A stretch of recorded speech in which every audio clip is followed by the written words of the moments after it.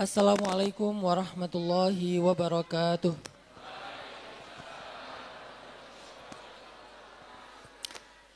Alhamdulillahi rabbil alamin. Alhamdulillahilladzi bi ni'matihi tatimmus shalihat wa bi fadlihi tatanazzalul khairat wal barakat wa bi taufiqihi tatahaqqaqul maqasid wal ghayat. Ashhadu an la ilaha illallah wahdahu la syarikalah wa ashhadu anna sayyidana Muhammadan abduhu wa rasuluhu alladzi la nabiyya ba'dah. Allahumma salli ala sayyidina Muhammadin wa ala alihi wa sahbihi wa sallim. Rabbana hab lana hukman wa alhiqna bis salihin. Allahumma inna nas'aluka ilman nafi'a wa qalban khashi'a wa lisanan dzakiran sadiqa wa amalan salihan maqbula. Rabbi shrah li sadri wa yassir li amri wa hlul 'uqdatan min lisani yafqahu qawli.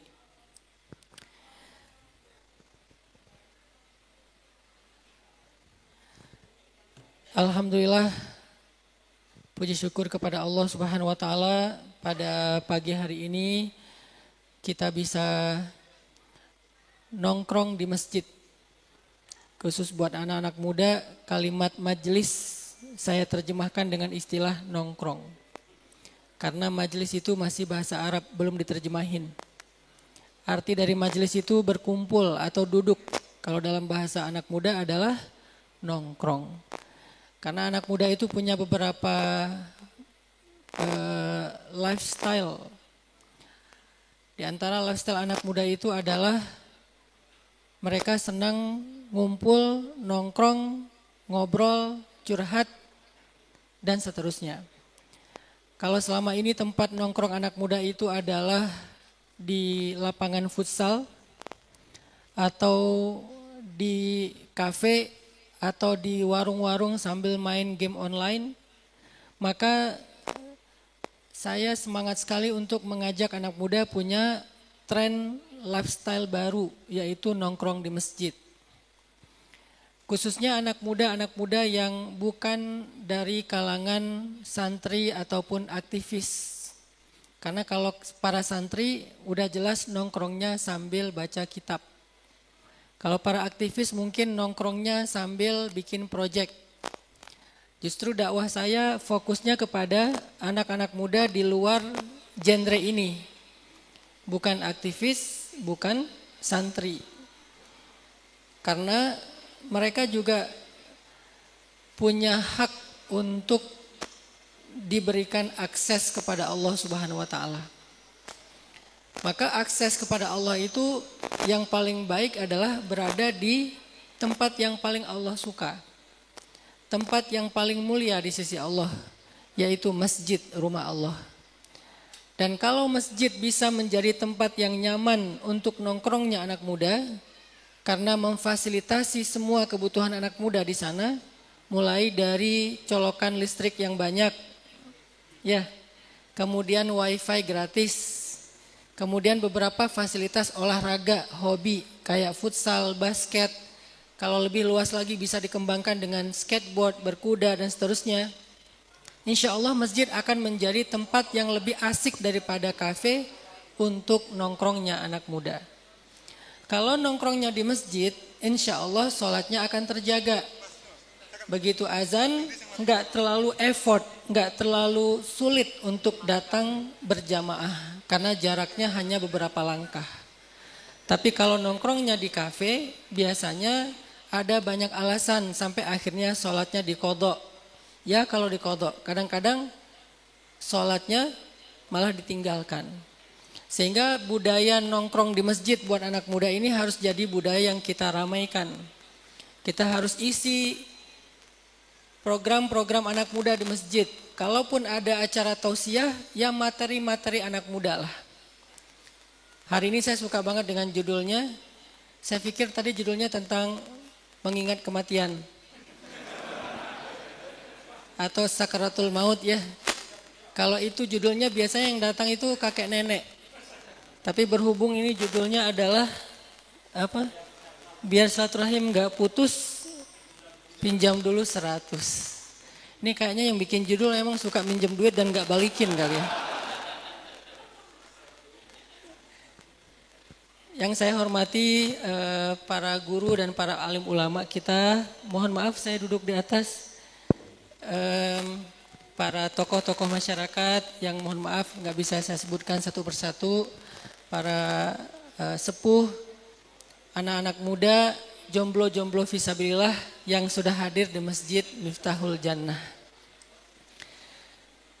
Tema kita ini sebetulnya kalau boleh saya terjemahkan tentang merawat pertemanan. Walaupun dipakai bahasa yang bombastis dan itu emang seni anak muda dalam berkomunikasi hari ini. Saya pernah bikin sharing, saya nggak bilang kajian atau tausiah, saya nggak bilang tablik akbar, saya lebih suka pakai bahasa sharing. Pertama karena saya bukan penceramah, saya nggak bagus kalau ceramah. Saya lebih suka sharing aja di antara teman. Nah, saya pernah bikin satu tema sharing judulnya Jomblo Fisabilillah. Jomblo di jalan Allah. Itu judul bagi orang yang nggak paham dianggap kayak caper. Padahal betul. Itu judul caper. Caper ke siapa? Caper ke anak muda, genre yang saya targetkan dakwah. Karena isu anak muda itu 3, kalau sekarang jadi 4. Isu anak muda itu yang pertama adalah masalah percintaan, yang kedua adalah masalah hobi, yang ketiga adalah masalah karir, dan sekarang ada isu baru lagi yang cukup memprihatinkan yaitu isu mental. Itulah 4 isunya anak muda. Mana yang paling ngehit? Dulu percintaan, sekarang kalau kita pengen tahu isu apa yang lagi happening di dunia anak muda, gampang caranya, buka aja TikTok. Apa yang FYP di TikTok itu berarti lagi jadi isu penting bagi anak muda. Misalnya sekarang yang lagi FYP di TikTok itu adalah tentang terpuji-puji ya. Mau saya nyanyiin? Enggak dah. Terpuji-puji itu kan tentang patah hati ya. Terus dia kayak curhat dengan lagu dari Malaysia yang rap itu kepada mantannya. Berarti isu yang lagi trending itu adalah masalah patah hati. Kemudian lagi ada isu tentang bahasa Korea. Yang kalau dalam bahasa Jawa itu aku rapopo. Apa bahasa Koreanya? Gencana. Gencana yo. Itu lagi trending di anak muda. Atau mungkin kalau pengen tahu juga tren anak muda, lihat di Spotify. Apa top 10-nya lagu-lagu yang ada di Spotify. Sekarang top 10-nya yang bertahan sekian bulan, udah hampir setahun itu adalah jiwa yang bersedih. Sehingga dari top 10-nya Spotify, kita bisa ngedetect, mapping tentang meriset tentang apa isu yang lagi trending, lagi santer di dunia anak muda. Ternyata isu mental, karena itu lagu tentang mental. Berarti cinta mental itu adalah isu penting buat anak muda. Maka dari situlah saya berangkat untuk memilih judul, menyampaikan konten-konten materi, karena peran saya di anak muda itu adalah menjadi teman bagi mereka yang bisa menjadi semacam support system dalam isu-isu yang sedang mereka hadapi sehari-hari. Begitulah dakwah yang saya jalani. Jadi saya nggak menyampaikan materi sesuai dengan urutan surat. Bahas Al-Fatihah, kemudian Al-Baqarah. Enggak, karena saya tahu kalian jarang baca Al-Baqarah. Seringnya baca Al-Ikhlas. Sesekali baca Al-Baqarahnya nyasar ya. Jadi bukan urutan Al-Quran yang menjadi kurikulumnya. Karena anak muda ini punya kekhasan sendiri. Kalau mau kayak gitu berarti kita lagi ngaji tafsir. Dulu saya di Mesir ngambil jurusan tafsir Al-Quran. Tapi ketika sampai di Indonesia ceramah ke anak muda atau dakwah ke anak muda, saya pengen jadi sahabat mereka, bukan jadi kiai mereka. Ketika jadi sahabat mereka, saya harus berpenampilan layaknya mereka sendiri. Saya main skateboard, saya main surfing, saya main free dive, saya loncat dari tebing, alhamdulillah muncul, cliff dive namanya. Kalau lagi musim dingin saya main snowboard di Jepang, di Korea, ketemu opa-opa. Artinya saya main dengan permainan mereka, lalu mencoba untuk mengerti apa yang sedang mereka alami, lalu dari situlah saya mencoba untuk menjadi support system bagi mereka. Dan itulah dakwah yang kita jalani. Maka hari ini saya sepakat banget kalau Masjid Miftahul Jannah pengen jadi salah satu tempat favorit nongkrongnya anak muda di sini. Dengan adanya sering-sering sharing dengan anak muda dari ustadz-ustadz yang lebih concern dengan dunia anak muda, judul-judul anak muda, sehingga anak muda itu betah di masjid. Jadilah ini masjid youth friendly, masjid yang bersahabat dengan anak muda. Dari situlah kita merubah peradaban Indonesia, karena Indonesia adalah negara yang sedang mengalami bonus demografi dengan jumlah anak muda yang sangat besar. Dan anak muda ini harus menjadi salah satu di antara aset peradaban Indonesia. Ketika mereka diajak hidup lebih positif lewat tren hijrah atau tren dekat dengan masjid, kemudian mereka dibekali dengan life skill, hard skill, soft skill dan seterusnya, maka akhirnya anak muda menjadi agen perubahan atau menjadi aset peradaban Indonesia. Dan kita bisa memulai itu dari masjid, selain juga dari pondok-pondok pesantren dan juga madrasah ataupun sekolah. Tapi kan enggak semua orang beruntung menjadi santri. Bahkan jumlah orang yang tidak jadi santri itu lebih banyak daripada para santri. Oke, di Jawa Barat, Jawa Tengah, Jawa Timur, pondok pesantrennya besar-besar. Satu pondok 10.000, 15.000, 20.000. Tapi coba bayangin dengan yang di luar pondok pesantren, ada jutaan. Berarti kan program untuk membina anak muda di luar pondok yang bukan santri itu juga sama pentingnya dengan program membina calon-calon ulama yang ada di pondok. Jadi memang pondok itu fokus untuk mencetak para calon ulama masa depan. Tapi di luar pondok kita sedang juga mencetak para aset-aset Indonesia dan peradaban di masa depan. Dan mereka punya hak yang sama untuk membangun Indonesia. Maka itulah kenapa kita fokus dengan program anak muda dengan basis masjid. Bukan pondok pesantren, bukan madrasah, karena memang concernnya ke anak muda umum. Baik, itulah sedikit perkenalan tentang dakwah saya. Kenapa saya setuju sekali dengan judul yang ada di spanduk kita. Merawat pertemanan. Pernah enggak teman-teman unfriend? Pernah enggak unfriend sama orang di TikTok? Atau di Facebook? Kalau di TikTok istilahnya apa ya? Unfollow ya? Apa? Unfollow juga ya? Saya enggak main TikTok soalnya saya main di IG. Saya nggak di Facebook, nggak di TikTok. Di TikTok saya pernah live, pengen ngikutin itu loh yang dari Malang itu yang tarian yang adu kacung ya. Yang lagi rame di TikTok tuh. Saya pengen live di TikTok, viewsnya berapa coba? Cuman 9 orang. Akhirnya nggak ada yang ngasih mawar, nggak ada yang ngasih singa, nggak ada yang ngasih paus. Saya putus asa balik lagi ke Instagram. Saya mainnya di Instagram sama di YouTube, di TikTok, di FB, di TV enggak. Jadi mungkin generasi yang senior pasti enggak kenal dengan saya. Saya pernah diundang di satu masjid, saya pakai kupluk kayak gini. Waktu itu saya belum pakai sarung, saya masih pakai celana biasa karena biar main sama anak muda. Diundang saya acara di masjid. Pas sampai di masjid, saya duduk di soft pertama sama ketua DKM ditanya, Mas, ustadznya udah datang belum? Saya bilang, nggak tahu ya Pak ya. Akhirnya dia nanya sana sini ke panitia, terus panitia bilang, ini ustadznya. Oh, dia ngelihat saya dari ujung kepala sampai ujung kaki kayak, ini kayak nggak salah ngundang nih. Karena saya nggak pernah masuk TV.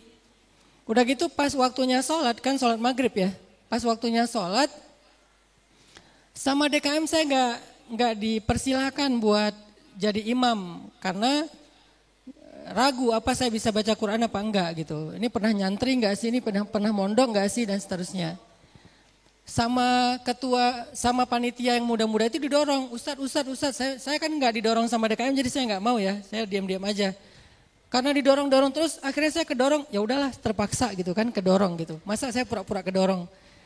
Pas udah maju, ketua DKM-nya tuh kayak nggak rela gitu, kayak ragu gitu, ini bisa nggak ya, ini bisa nggak, jangan-jangan ntar sholat kita batal nih, nggak bener nih. Akhirnya saya mimpin sholat, tapi waktu itu saya kurang ikhlas sih, agak pamer sebetulnya. Dalam hati saya, Bapak meragukan saya, oke. Akhirnya saya sholat, saya baca Al-Fatihah pakai irama Kurdi. Alhamdulillahi Rabbil Alamin, Ar-Rahmanir Rahim, Maliki Yaumiddin. Dalam hati saya, gimana Pak bacaan saya? Agak-agak kurang ikhlas sebetulnya. Beres Al-Fatihah, saya baca album favorit saya, surat Ar-Rahman. Di belakang kedengaran ada yang isak-isak nangis gitu kan. Beres sholat saya langsung balik arah, sambil zikir doa, saya ngeliat ke wajah DKM-nya gini-gini. Alhamdulillah gitu kan, lulus lah ibaratnya. Kenapa? Karena saya nggak pernah masuk TV. Kenapa Ustaz nggak masuk TV? Saya nggak suka. Segmen dakwah saya itu bukan di TV, udah terwakili di TikTok, di Instagram, sama di YouTube. Lagi pula kalau saya masuk TV, saya selalu ngasih syarat, semua channel ngundang. Tapi saya bilang, boleh nggak saya ikut ngonten, ikut ngeprogram acara itu. Jangan cuma jadi talent, jangan cuma ceramah. Tapi saya ikut memprogram. Kenapa Ustadz? Karena biar sesuai dengan segmentasi anak muda. Kalau cuma ceramah, berarti saya cuma butuh panggung. Maaf, saya nggak butuh panggung. Saya lagi pengen dakwah anak muda, panggung saya udah ada di sosmed. Dan lumayan lah 9,7 juta. Sombong Ustadz, dikit. Nah, jadi nggak terlalu butuh panggung TV. Tapi karena TV-nya nggak mau ngasih saya kesempatan memprogram, akhirnya belum jodoh sampai sekarang. Jadi saya belum masuk TV sampai sekarang, kecuali kemarin nggak sengaja viral gara-gara ada pertanyaan dari seorang peserta, yaitu di luar kendali. Intinya adalah, di sosmed itu kan kita sering unfriend kan. Di sosmed itu kita sering unfollow. Atau kalau di grup itu namanya left group. Kenapa kita left group, kita unfollow, kita unfriend, kita nggak subscribe lagi satu channel atau satu akun? Kenapa? Karena kita ngerasa mungkin nggak ada manfaatnya kita follow itu. Mungkin dia udah nggak lucu, mungkin dia udah nggak menghibur, mungkin dia udah nggak inspiratif, mungkin dia udah nggak seru, mungkin dia udah nggak ngasih kita sesuatu yang kita butuhkan dari informasi-informasi. Seringkali dia posting tentang kecelakaan tapi nggak ada caption. Akhirnya kita dapat captionnya dari komen. Kalau mau cari tahu di mana kecelakaannya, kapan terjadi, bacanya di komen, bukan baca di caption. Akhirnya kita unfollow, kita nggak ikutin lagi akun tersebut. Itu juga terjadi dalam kehidupan kita sehari-hari, teman-teman. Kita sering nggak berteman dengan seseorang, menghindar dari seseorang, ngelupain seseorang, marah kepada seseorang. Itu adalah dinamika hidup. Tapi pertanyaannya sekarang adalah, untuk apa kita berteman? Untuk apa kita nge-follow satu akun? Untuk apa kita ada di sebuah grup? Kita perlu bertanya itu kalau kita ingin menjadi orang yang hidupnya lebih produktif di setiap harinya. Kalau kita pengen iman kita bertambah dan stabil ketika naik turunnya. Kita perlu bertanya, untuk apa kita nge-follow satu akun? Untuk apa kita ada di dalam satu grup? Untuk apa kita berteman dengan satu orang atau satu kelompok manusia, circle? Apa tujuan kita? Kita perlu muhasabah, mengevaluasi tentang pertemanan kita. Salah satu alasan kita berteman yang diajarkan oleh Rasulullah SAW itu adalah, teman itu harusnya menjadi support system dalam hidup kita. Teman itu harusnya menjadi support system iman kita. Teman itu harusnya menjadi support system ibadah kita. Teman itu harusnya menjadi support system behavior atau perilaku kita. Sehingga kalau kita punya support system yang baik, insya Allah kita itu akan selalu terjaga dalam ketaatan dan keistiqomahan. Karena kita nggak bisa istiqomah sendiri. Kita nggak bisa hijrah sendiri. Kita nggak bisa jadi orang benar sendiri. Kita nggak bisa jadi orang sukses sendiri, itu nggak bisa. Kalau kita pengen jadi orang benar, pengen hijrah, pengen soleh, pengen taat, pengen mutadayyin, multazim, istiqomah, maka salah satu yang sangat kita butuhkan itu adalah support system. Dan siapa support system terbaik kita? Di antaranya adalah circle pertemanan kita. Itulah maksud Nabi dalam hadis al-mar'u ala dini khalilih. Seseorang itu tergantung agama teman dekatnya. Kalau saya terjemahkan hadis ini dalam bahasa anak muda, seseorang itu tergantung circle pertemanannya. Siapa circle terdekat dia? Siapa ring satunya dia? Siapa orang yang setiap hari ketemu dengan dia? Siapa orang yang setiap saat chat sama dia? Siapa orang yang setiap saat muncul di FYP-nya dia? Siapa orang yang setiap saat itu muncul di trending topiknya dia?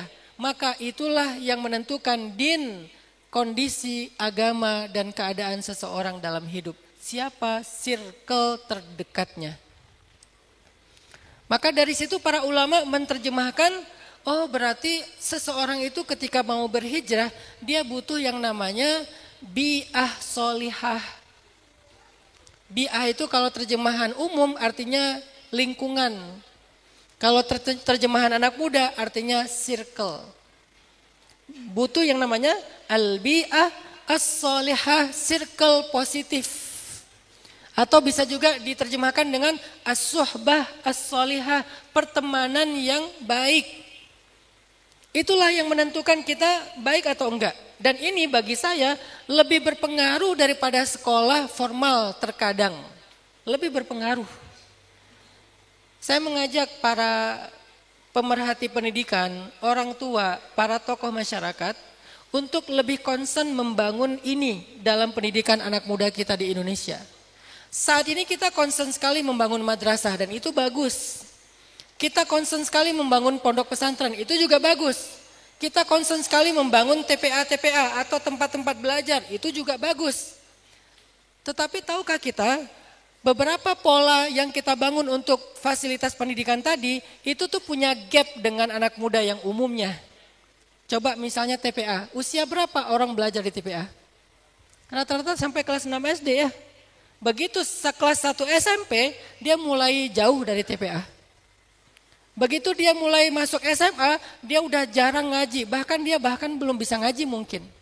Udah mulai meninggalkan sholat, terakhir dia sholat itu kelas 6 SD. Terus siapa yang akan mengawal kesolihan dia kalau dia udah enggak lagi mengakses TPA, tidak lagi sekolah di madrasah, apalagi masuk pondok pesantren. Dia udah enggak mengakses lagi masjid, dia enggak mengakses lagi lembaga-lembaga pendidikan Islam yang formal atau yang non formal. Terus siapa yang mengontrol perilakunya, kesolehannya, ibadahnya, ketaatannya kepada Allah? Yang mengontrol adalah circle pertemanan.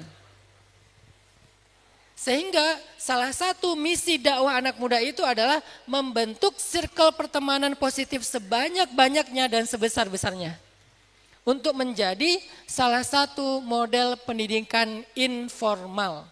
Formal udah ada, non formal udah ada. Yang kurang greget itu adalah pendidikan informal. Apa itu pendidikan informal? Pendidikan yang terbangun secara tidak terstruktur, tidak terkurikulum, tetapi naturali bisa mempengaruhi anak muda dalam perilaku dan ketaatannya. Dan itu salah satunya adalah circle pertemanan. Makanya saya di Bandung, ketika saya bikin dakwah tren hijrah, saya nggak bikin pesantren, tapi saya menyebarkan pesan lewat tren. Itu pelesetan pesantren saya. Saya nggak bikin pondok pesantren, tapi saya menyebarkan pesan lewat tren. Jadi saya bikin tren, lalu pesannya itu dilempar ke tren. Kayak hari ini TikTok sangat berhasil membuat tren. Apa aja jadi trending. Dan trending itu kemudian diikuti oleh para influencer, para TikToker, para selebgram. Akhirnya masif terjadi di seluruh Indonesia. Anak muda mulailah berperilaku seperti apa yang jadi trending. Maka dakwah tren ini menjadi salah satu pola yang saya pakai metode untuk dakwah anak muda.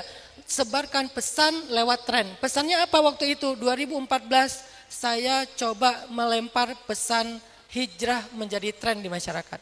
Akhirnya hijrah jadi tren masif di seluruh Indonesia. Lalu apa yang dilakukan di dalam tren hijrah ini? Selain kita memperbanyak konten-konten trending tentang hijrah, kita sebetulnya secara silent membangun sebanyak mungkin circle-circle anak muda yang positif. Maka muncullah komunitas-komunitas hijrah di seluruh Indonesia yang dia tidak berafiliasi kepada saya. Dia bukan cabang pemuda hijrah saya. Kenapa? Kalau dia cabang berarti itu organisasi. Dan organisasi itu formal. Bukan seperti itu polanya. Saya sengaja bilang jangan bikin cabang. Kalian bukan bagian dari kami. Inisiatif aja. Kalian cari nama sendiri. Ada yang namanya hijrah apa, dan seterusnya. Akhirnya komunitas ini menjadi semacam pertemanan circle positif anak muda setelah mereka hijrah. Dan itulah cara kita membangun pendidikan informalnya anak muda. Ada yang membangun komunitas misalnya anti pacaran. Walaupun namanya macam-macam. Ada yang namanya kemarin jomblo visabilillah yang kita jadikan sebagai istilah anak muda itu jadi film kemarin kan layar lebar. Nama filmnya Jovisa, jomblo visabilillah. Sama Republika, jomblo visabilillah itu dijadikan nama satu event organizer dan komunitas juga. Nah mereka bikin komunitas artinya orang-orang yang gak mau pacaran tapi belum istiqomah untuk hidup sendiri, godaannya kuat, dia belum kuat untuk melupakan mantan segala macam. Siapa yang menguatkan dia dalam fase hijrah status ini? Komunitasnya, sesama teman saling memberikan semangat, motivasi, kalimat-kalimat yang menyejukkan, saling memberi informasi di mana ada kajian, mereka ngumpul, mereka sharing. Itulah pendidikan anak muda hari ini Bapak Ibu. Selain pendidikan yang dibangun lewat platform sosial media. Anak kecil kita hari ini lebih lama berada di depan layar daripada di TPA. Di TPA cuma 1,5 jam, tapi screen time-nya mereka, waktu di depan layarnya mereka mungkin lebih dari 2 jam sehari. Anak SD. Coba kalau kita mau berpikir dan objektif, lebih kebentuk oleh siapa anak kita hari ini? Oleh TPA-nya yang 1,5 jam itu pun gak full karena gantian sama temennya. Paling dia waktunya 5 menit ketemu sama gurunya. Sementara di depan layar dia itu private loh, 2 jam non-stop. YouTube, short, TikTok, segala macam. Dia nonton yang short-short itu selama lebih dari 2 jam per hari screen time-nya. Berarti siapa yang membentuk, mentarbiyah, menjadi guru, mentor, kiai, gus, ustadz, pembimbing bagi anak kita? Sosial media ini. Kita belum mampu membuat platform sosial media yang sesuai kebutuhan kaum muslimin. Sekurang-kurangnya maka kita tampil di sosial media sebagai influencer. Bukan sebagai seleb tapi sebagai influencer. Mempengaruhi, menginspirasi, mengajak, itulah fungsi para influencer. Lalu selain itu apa? Tadi, pertama kita tampil di sosial media sebagai influencer, yang kedua kita bangun sebanyak mungkin circle pertemanan anak muda berbasis hobi ataupun apa yang menjadi ketertarikan anak muda. Itu harus difasilitasi oleh masjid. Itu harus difasilitasi oleh pemerintah di desa itu atau pemerintah di daerah itu, difasilitasi, disupport, dikasih stimulus, diperhatikan. Misalnya masjid aware, perhatian sama anak muda. Bisa enggak ya Masjid Miftahul Jannah itu jadi tempat nongkrong anak muda? Apa yang bisa kita karyakan dari potensi di sekitar masjid? Oh, kita ada lahan kosong yang enggak kepakai. Coba bikin jadi mini soccer. Coba bikin jadi lapangan futsal. Harus di sebelah masjid. Coba bikin kafe yang dikelola sama anak muda. Yang setiap waktu azannya dia break dulu untuk sholat berjamaah. Nanti anak mudanya dididik untuk jadi barista. Nanti anak mudanya dididik untuk jadi barista. Anak muda dididik tentang hospitality. Dia kerja di kafe, dia mulai mandiri, punya income. Di kafe itu nanti dikasih meja-meja yang di situ tuh disediakan misalnya kayak buku sejarah atau ya buku-buku sederhana yang tipis, pocket book kayak gitu. Jadi mereka kalau lagi nongkrong buka-buka buku yang lucu-lucu sambil bisa dijadikan bahan topik pembicaraan, distimulus. Dan ini perlu perhatian dari Masjid, dari pemerintah, dari tokoh masyarakat, dari kita orang-orang tua. Kalau enggak, secara liar, secara organik, mereka akan mencari tempat-tempat nongkrong lain yang itu tidak terkondisikan. Bisa aja yang diobrolin tentang pornografi. Bisa aja yang diobrolin tentang LGBT. Bisa aja yang diobrolin tentang hal-hal yang sifatnya negatif, bahkan narkoba. Kenapa? Karena kita hanya berfokus untuk membuat satu instrumen dakwah konvensional, yaitu madrasah ataupun TPA di masjid, yang gak terakses oleh anak muda yang umum.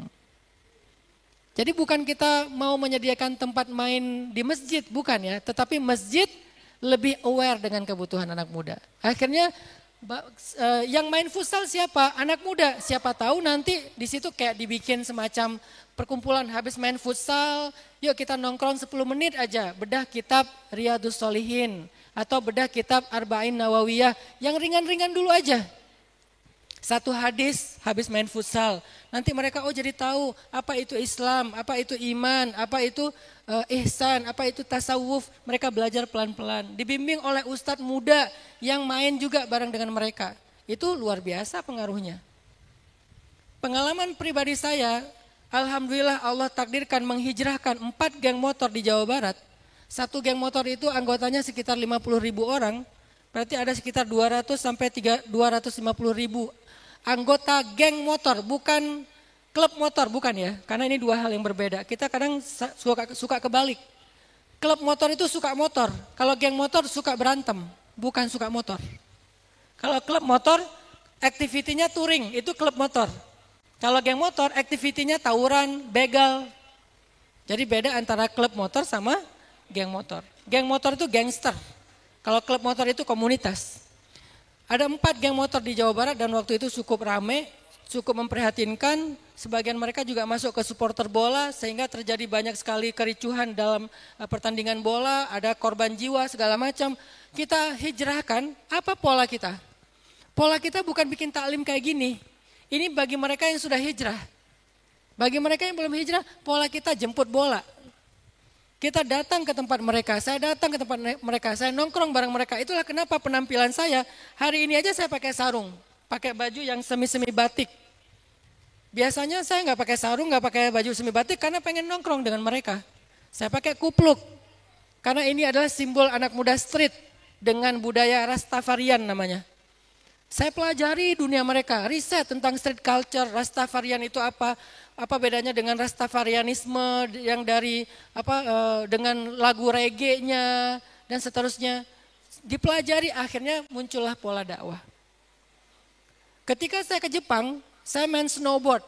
Kenapa saya main snowboard? Karena saya pengen dakwahin orang Jepang asli, bukan orang Indonesia yang sedang tinggal di Jepang.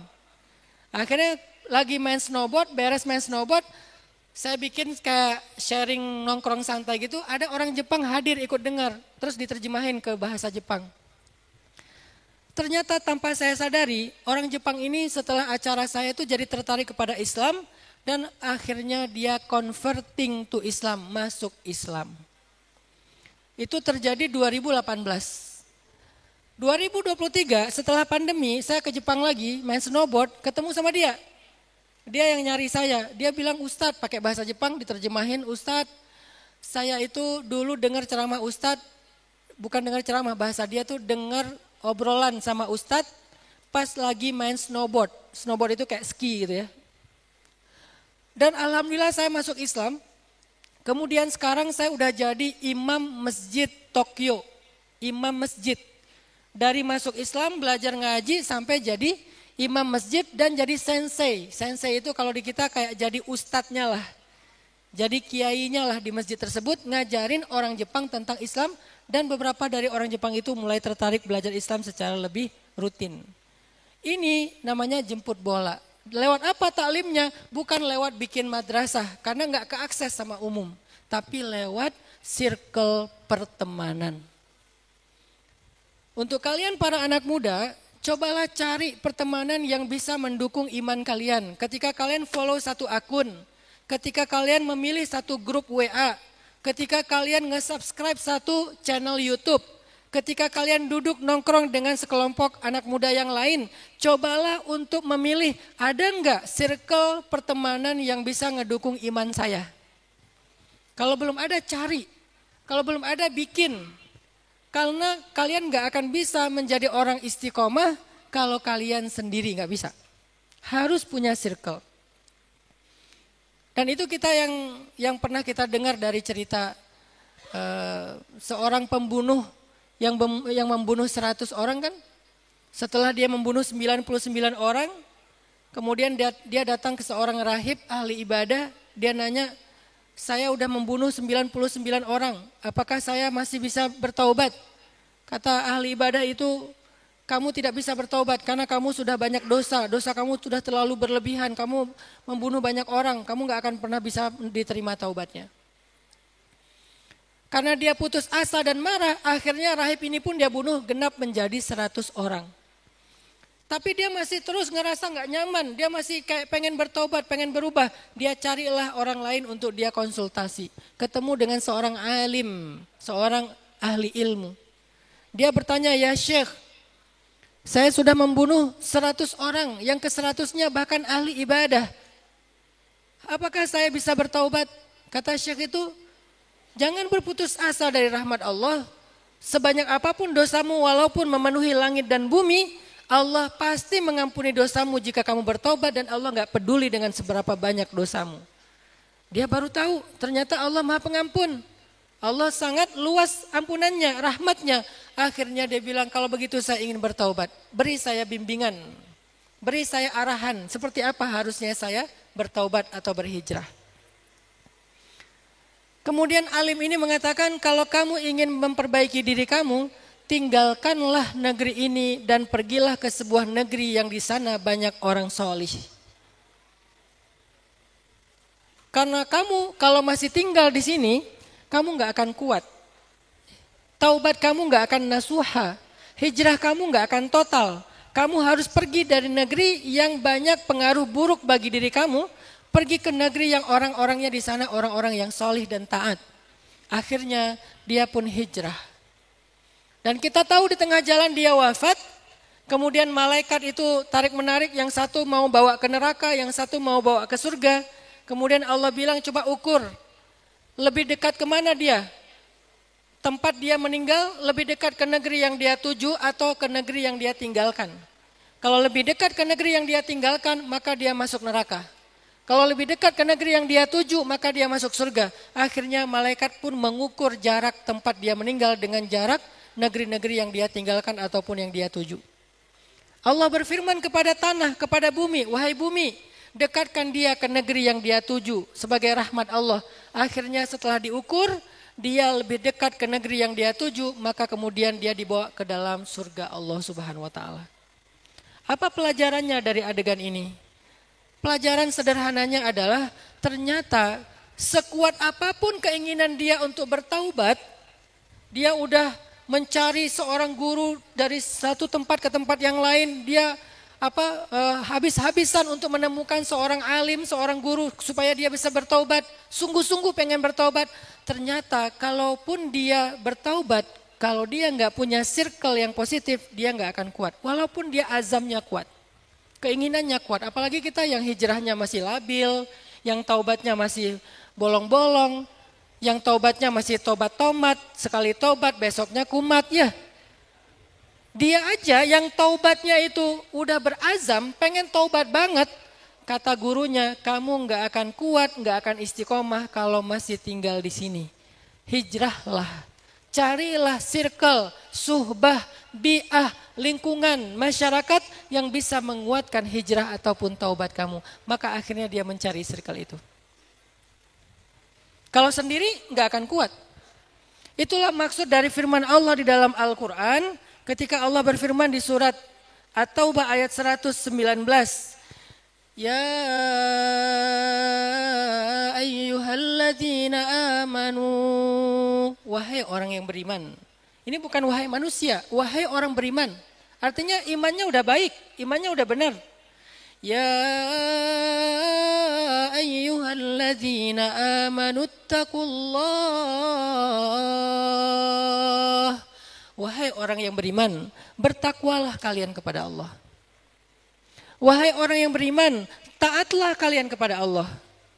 Wahai orang yang beriman, jadilah kalian orang yang multazim, orang yang mutadayin, orang yang istiqomah di jalan Allah. Gimana caranya menjadi orang yang taat, yang bertakwa, yang istiqomah? Kata Allah, wa kunu ma'as sadiqin. Kunu ma'as sadiqin. Kunu. Apa arti kunu? Jadilah kalian. Kunu itu artinya jadilah kalian. Apa bentuk jadi di sini? Apa arti jadi di sini? Terbentuklah kalian. Jadi itu artinya ada hasilnya. Bukan sekedar punya teman, sesekali ketemu, bukan. Tapi dibentuk oleh pertemanan, dibentuk oleh kelompoknya, dibentuk oleh jamaahnya, dibentuk oleh teman-teman sahabatnya, dibentuk sehingga dia menjadi orang-orang yang bertakwa. Kunu ma'as shadiqin, senantiasalah kalian, adalah kalian, bersahabatlah kalian, jadilah kalian. Ma'a di situ artinya merawat pertemanan, selalu ada, selalu membersamai, jangan pernah meninggalkan. Siapa yang harus kita bersamai? As-shadiqin, orang yang benar.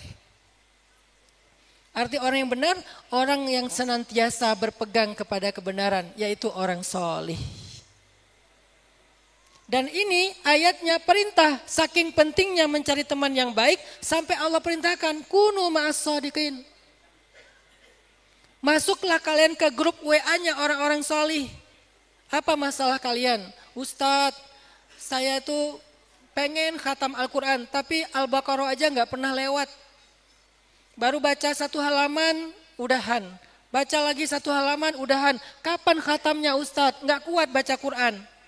Masuk ke grup orang-orang yang rajin baca Al-Quran. 1 hari 1 juz, 1 hari setengah juz. Lama-lama 1 bulan, 2 bulan, 3 bulan, khatam.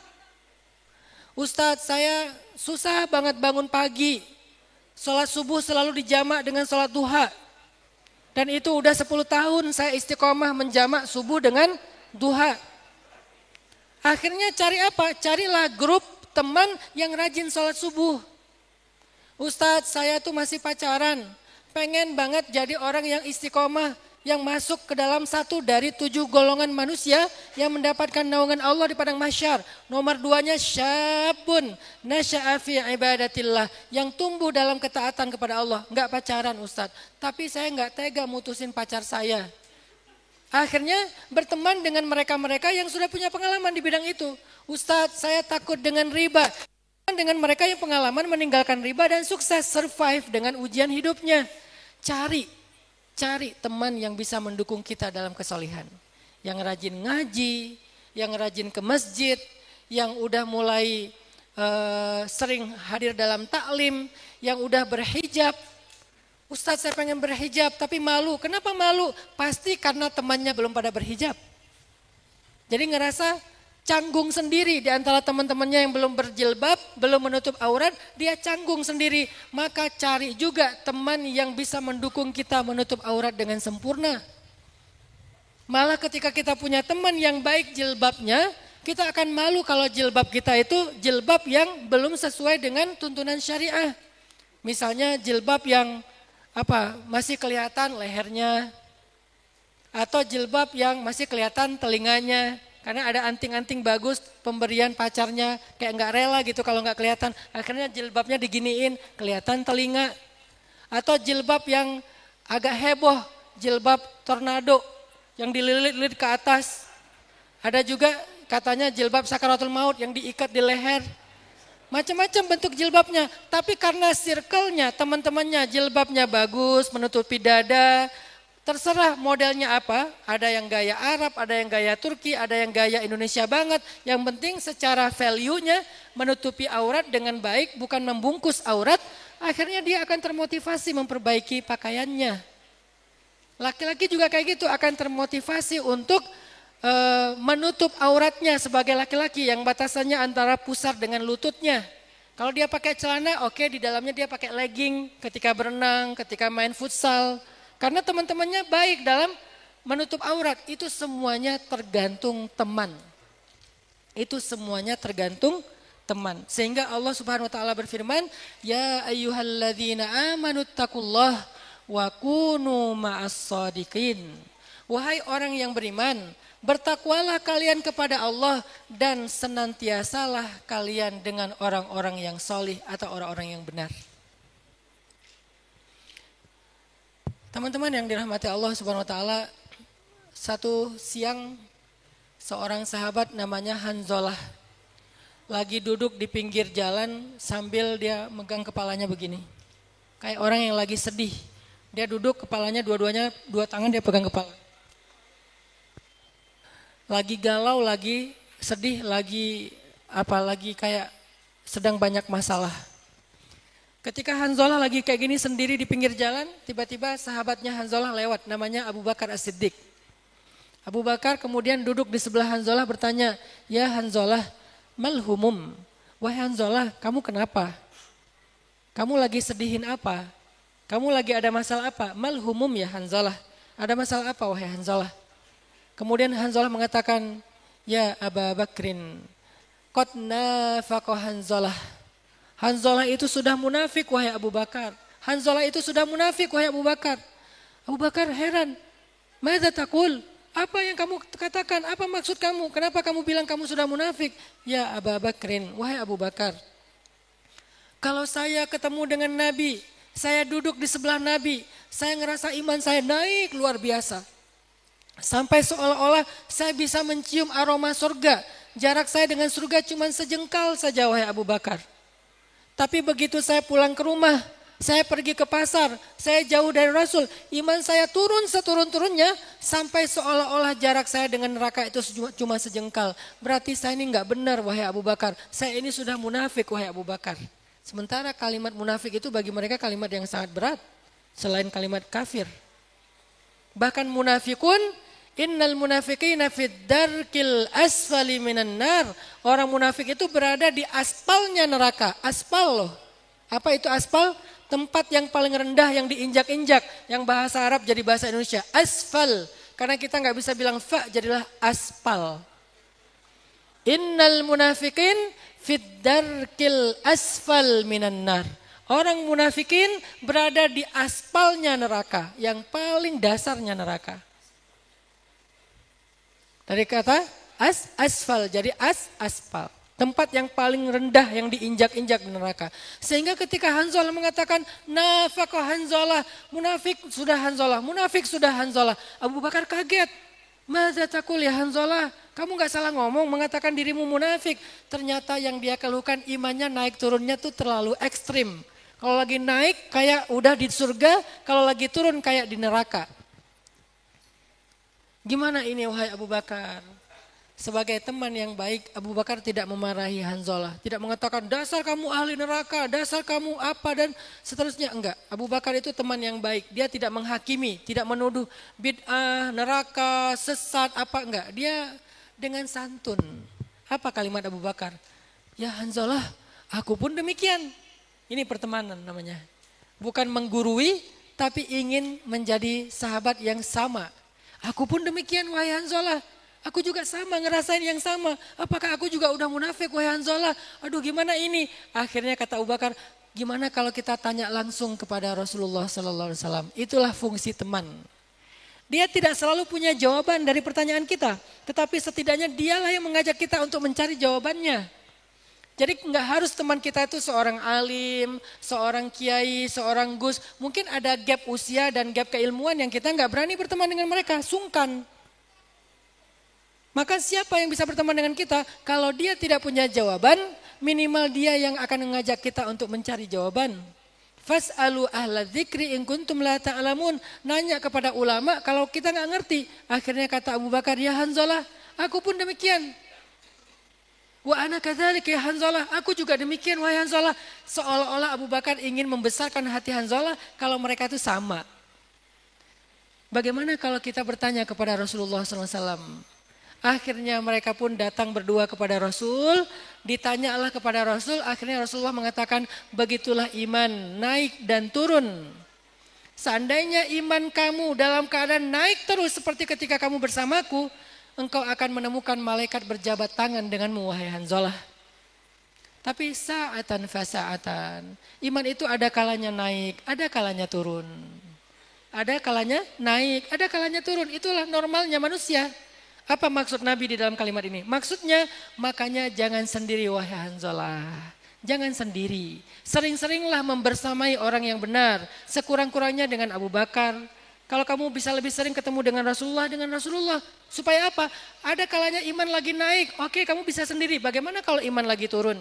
Kamu butuh Rasulullah, kamu butuh Abu Bakar, kamu butuh Umar, kamu butuh Uthman, Ali dan seterusnya. Sahabat-sahabat yang istiqomah.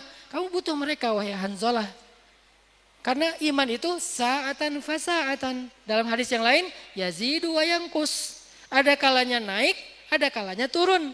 Makanya kalau lagi turun, kamu gak akan bisa sendiri wahai Hanzalah. Atau kamu ada di circle yang salah wahai Hanzalah. Di pertemanan yang salah wahai Hanzalah. Maka kamu akan jadi orang yang salah, bukan jadi orang yang salih. Karena iman sa'atan fasa'atan. Ada waktunya begini, ada waktunya begitu. Itu Hanzalah. Wa ma adraka man Hanzalah. Tahukah kita siapa itu Hanzalah? Sahabat yang luar biasa, orang yang soleh. Sebagian ulama mengatakan, walaupun ada yang mengatakan itu yang orang yang berbeda, tapi ada yang mengatakan itu orang yang sama. Dia adalah ghisilul malaikah, orang yang dimandikan oleh para malaikat. Yang ketika wafat, syahid, dimandikan dengan air dari surga oleh para malaikat. Hanzalah ghisilul malaikah. Tapi orang seperti ini ternyata gak bisa soleh sendiri. Sekelas Hanzalah gak bisa soleh sendiri. Sekelas Abu Bakar gak bisa soleh sendiri. Sekelas Umar gak bisa soleh sendiri. Kesolehan mereka itu dengan watawasau bil haqqi watawasau bis sabr. Harus dengan circle yang bisa saling menguatkan dalam kebenaran dan dalam kesabaran. Itu Hanzalah. Begitu juga Abu Umamah. Satu ketika Abu Umamah tuh duduk di masjid lama banget. Terus Nabi nanya gini kepada Abu Umamah. Ya Aba Umamah, mali araka fi masjidin min ghairi waqtis shalah. Wahai Abu Umamah, kenapa aku sering ngelihat kamu di masjid padahal belum waktunya salat ya Abu Umamah?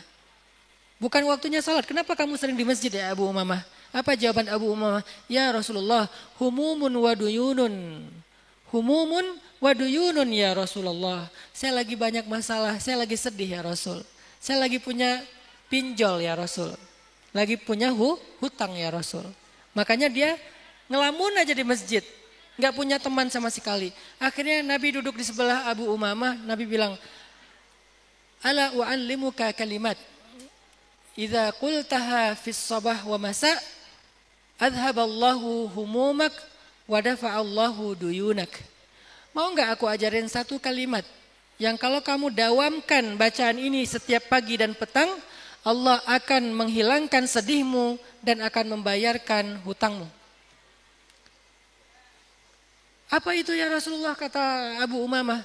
Katakan setiap waktu pagi dan petang, Allahumma inni a'udzubika minal hammi wal hazan wa minal ajzi wal kasal wa minal jubni wal bukhl wa min ghalabatid daini wa qahrir rijal. Kata Abu Umamah, setelah saya mendawamkan doa itu di waktu pagi dan petang, adhaballahu anni duyuni humumi wa dafa'allahu duyuni. Allah menghilangkan kesedihanku dan Allah membayarkan hutang-hutangku. Apa pelajarannya di sini? Pelajarannya di sini ternyata ketika kita galau, ketika kita sedang sedih, mungkin kita nggak langsung menemukan solusi dalam hidup kita, tetapi kita minimal menemukan kekuatan untuk menghadapi masalah kita. Dari mana kita menemukan kekuatan itu supaya kita nggak berputus asa? Dari teman terdekat kita. Beruntungnya Abu Umamah temannya adalah Rasulullah. Makanya mereka dikenal dengan sahabat Nabi karena bersahabat dengan Nabi. Bukan cuma kenal tapi bersahabat dengan Nabi. Bersahabat itu artinya sering komunikasi, curhat, ngobrol, minta nasihat, dengerin tausiah, kemana-mana membela Nabi, jadi berkhidmat kepada Nabi.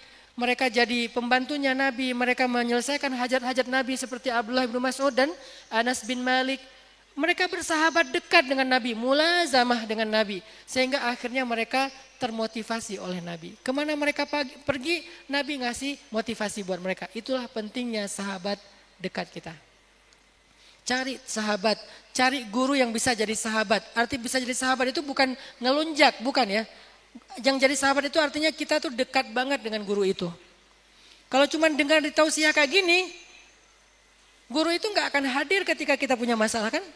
Ketika nanti teman-teman punya masalah, emangnya saya ada? Enggak, saya cuma ada di panggung. Berarti teman-teman butuh teman, guru yang bisa bersahabat, mulazamah dengan dia. Sebagaimana Nabi Musa dengan Nabi Khidir. Hal attabi'uka ala an tu'allimani mimma 'ullimta rusyda? Innaka lan tastati'a ma'iya sabra. Boleh enggak saya ikut engkau wahai Nabi Khidir? Boleh enggak saya ikut engkau? Bukan boleh enggak saya ikut taklim, bukan. Ikut di sini itu mulazamah, dekat dengan guru. Kalau di pondok itu istilahnya apa? Derek ataupun mungkin manut, atau bisa juga dia kalau dalam bahasa sederhana itu apa ya? Berkhidmatlah kepada gurunya. Apa kebutuhan guru dia berkhidmat? Ada yang berkhidmat kepada gurunya dengan cara apa? Jadi supirnya kiai. Ada yang jadi asistennya kiai. Tahukah kalau dia itu sebetulnya orang yang paling beruntung di antara semua muridnya? Kenapa? Muridnya hanya mendengar nasihat kiainya di atas panggung, tapi dia full dalam beberapa jam, mungkin 20 jam sehari atau 18 jam sehari, terus bersama gurunya. Melihat gurunya lagi berzikir, termotivasi untuk berzikir. Ngelihat gurunya lagi murojaah hafalan, kalau gurunya seorang hafiz, jadi termotivasi untuk menghafal, walaupun baru 2-3 surat. Melihat gurunya sholat tepat waktu, jadi termotivasi sholat tepat waktu. Melihat gurunya akhlaknya baik dalam bergaul kepada orang lain, dia juga meniru kebaikan akhlak tersebut. Itulah pendidikan terbaik, lebih daripada ketika dia di pondok. Di pondok dia belajar teori, belajar syariat, tapi di sini dia belajar hakikat, dia belajar tasawuf, dia belajar riyadhah, dia belajar suluk langsung dengan mursyidnya, gurunya. Maka kita butuh guru yang jadi mursyid, bukan guru yang sekedar menjadi muallim. Apa bedanya muallim dengan mursyid? Muallim itu mengajarkan ilmu, mursyid itu mengajarkan hidup. Karena al-irsyad atau ar-rusydu dalam bahasa Arab artinya husnut tasarruf fi syai', itu artinya rusydun. Rabbana atina min ladunka rahmah wa hayyi' lana min amrina rasyada. Dulu saya di Mesir belajar tafsir, jadi kita tuh belajar tafsir tuh huruf demi huruf dibedah, kata demi kata dibedah. Wa hayyi' lana min amrina rasyada. Ma makna rusyd? Apa arti rusydun? Kata ulama bahasa, rusydun artinya husnut tasarruf fi syai', baik dalam menjalankan, mengamalkan, melakukan sesuatu. Itu namanya rusydun. Berarti orang yang menjadi pembimbing dalam kata rusydun itu disebut dengan mursyid. Hari ini misalnya mursyid saya adalah, salah satu murabi saya adalah Yai Marzuki Mustamar dari Malang. Beliau mursyid saya. Apa yang beliau ajarkan kepada saya? Bukan fikih teori, saya udah belajar itu di pondok 6 tahun sebelum ke Mesir. Saya belajar di Mesir 4 tahun, ngambil jurusan tafsir Al-Quran. Bukan ilmu syariat yang diajarkan, tapi dikasih amalan-amalan, ijazah zikir, ijazah amalan, dikasih riyadhah, diajarkan tentang sikap, diajarkan tentang pola fikir. Itu namanya mursyid, itu namanya irsyadat, itu namanya petunjuk dalam berperilaku. Dan itulah circle yang kita butuhkan. Cari guru yang jadi mursyid, jangan cuma jadi ustadz ataupun muallim yang ngajarin teori. Itu juga penting. Cuman yang kita sering kehilangan itu mursyid. Dulu semua sahabat itu punya mursyid. Mursyid utama mereka Rasulullah. Setelah Rasulullah mereka berirsyadat, mereka belajar sesuai dengan kebutuhan mereka. Ada yang mulazamah Al-Quran kepada siapa? Abdullah ibnu Mas'ud. Kata Nabi,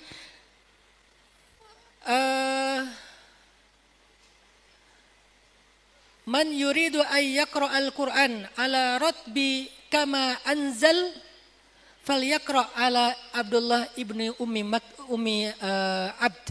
Siapa yang pengen belajar Al-Quran seperti dia diturunkan, yaitu bacaan Jibril alaihissalam, ratib seperti yang dibaca oleh Jibril, maka coba belajar Al-Quran kepada Abdullah ibnu Mas'ud. Jadi enggak semua mereka langsung belajar ke Nabi.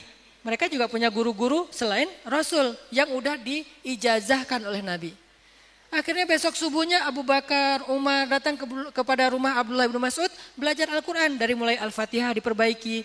Ya Abdullah, bagaimana Jibril membaca Al-Fatihah? Abdullah mencontohkan, gini cara Jibril membaca Al-Fatihah. Jibril loh contohnya. Bagaimana cara Jibril membaca Al-Ikhlas? Gini loh cara Jibril membaca Al-Ikhlas. Di mana Jibril berwakaf? Di sini Jibril berwakaf. Bagaimana cara Jibril membaca huruf kasrah? Bagaimana Jibril membaca huruf tafkhim, tarqiq dan seterusnya. Mereka belajar langsung kepada Abdullah bin Mas'ud. Siapa yang ingin didoakan oleh para malaikat, maka bacalah Al-Quran seperti Abu Musa al-Ash'ari dan juga Usaid bin Hudayr. Akhirnya mereka datang kepada Usaid. Mereka datang kepada Abu Musa al-Ash'ari. Ada lagi cerita yang populer. Nabi lagi duduk dengan sahabat-sahabat muhajirin. Terus tiba-tiba Nabi bilang gini, tunggu ya, bentar lagi ada seorang laki-laki lewat dan dia itu ahli surga. Akhirnya para sahabat nungguin, mana laki-lakinya? Pas lewat laki-laki Ansor, gak terkenal sama sekali. Kita baru tahu namanya kalau kita ngulik hadisnya. Karena di hadis itu gak disebutkan namanya. Saking gak terkenal. Lewatlah seorang laki-laki Ansor. Para sahabat bertanya, "Ahuwa ya Rasulullah?" Dia ya Rasulullah. Naam, kata Rasulullah. Dia orangnya. Ahli surga. Ditandain sama sahabat. Di-tag sama sahabat. Besoknya nongkrong lagi di masjid. Kata Nabi, tunggu ya. Bentar lagi seorang laki-laki lewat dan dia ahli surga. 3 hari berturut-turut dengan kalimat yang sama. Sebetulnya Nabi lagi nyuruh sahabat untuk belajar kepada dia. Itu namanya irsyadat, mencari mursyid, mencari circle. Belajar sama dia. Maksud Nabi kayak gitu. Cuman Nabi ngomongnya dengan bahasa halus kode. Dia ahli surga, dia ahli surga, dia ahli surga. Akhirnya seorang sahabat penasaran. Namanya Abdullah bin Amru bin As. Anaknya Amru bin As. Pergilah Abdullah ke rumah laki-laki itu dengan alasan saya diusir ayah saya. Boleh gak saya nginap di sini 3 malam. Dia nginap di situ, dia pelajari. Dia gak belajar teori, dia gak belajar fikih.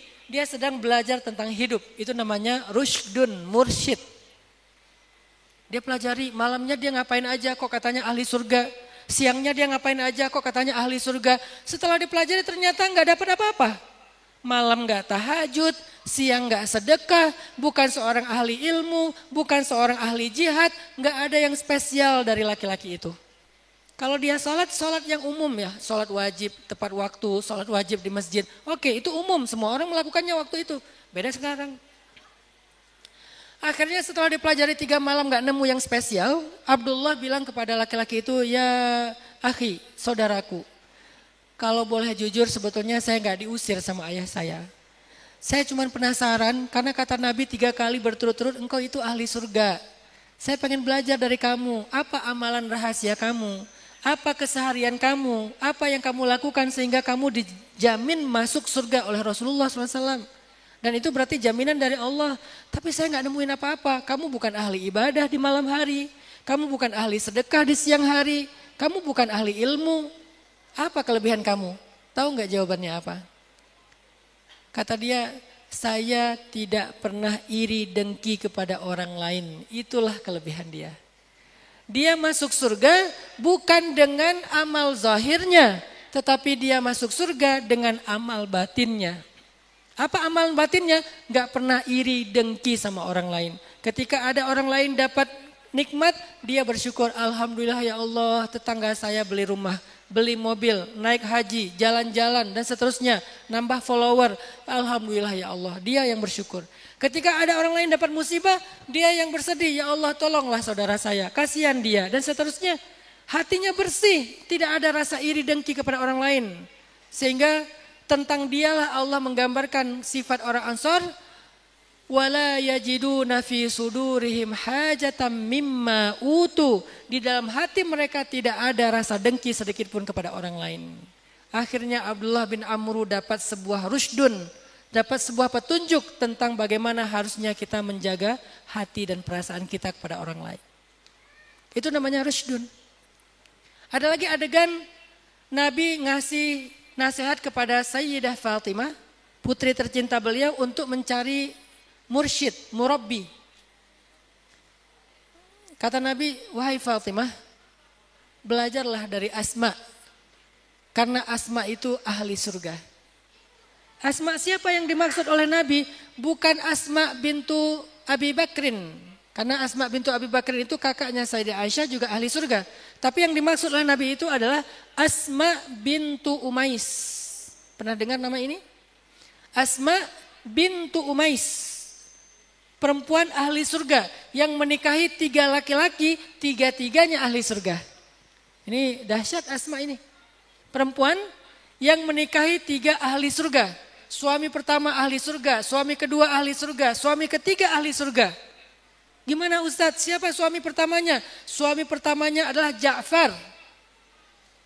Ja'far sepupu Nabi. Suami kedua adalah Abu Bakar.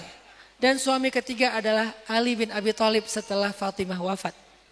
Suami pertama syahid Ja'far, Tayyar, lalu menikah dengan Abu Bakar. Abu Bakar meninggal, menikah dengan Ali. Begitulah Asma, perempuan yang menikahi 3 ahli surga. Dan dia sendiri ahli surga.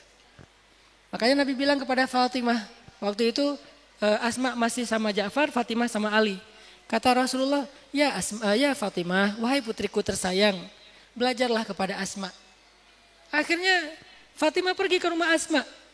Sampai di rumah Asma, Fatimah bilang gini, ya Asma, Rasulullah menyuruh aku belajar kepadamu karena engkau ahli surga. Ajarkanlah aku bagaimana amalan yang membuat engkau jadi ahli surga. Asma kaget, wahai putri Rasulullah, gak ada apa-apanya saya dibandingkan dengan engkau. Itu Fatimah, 1 dari 4 perempuan yang sempurna di muka bumi kan. Putrinya Rasulullah, putrinya Khadijah, kurang apa Fatimah. Tapi masih disuruh belajar kepada karena ada 1 kelebihan Asma yang waktu itu Fatimah gak punya. Rasulullah gak mau ngasih tahu, suruh Fatimah langsung belajar kepada Asma. Akhirnya Fatimah maksa, wahai Asma gak mungkin Rasulullah salah. Coba kamu pikir-pikir lagi, apa yang selama ini kamu amalkan. Apa yang kamu andalkan untuk kamu berhadapan dengan Allah, untuk kamu kembali kepada Allah. Kata Asma, baiklah wahai Fatimah, ada 1 yang saya andalkan dalam hidup saya dan mudah-mudahan itulah yang akan saya bawa pulang kepada Allah. Apa itu?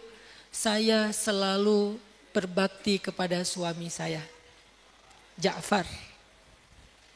Setiap kali suami saya pulang ke rumah, saya berdandan untuk dia dengan dandanan terbaik. Saya pakai skincare termahal untuk suami saya. Saya kalau saya kirim foto ke suami saya kasih filter yang banyak sampai jadi avatar. Saya pakai baju yang paling disukai suami saya. Ini terjemahan kontemporer ya, walaupun dulu nggak ada skincare, nggak ada filter. Artinya dia berdandan untuk suaminya, supaya ketika suami saya pulang, dia bahagia melihat saya.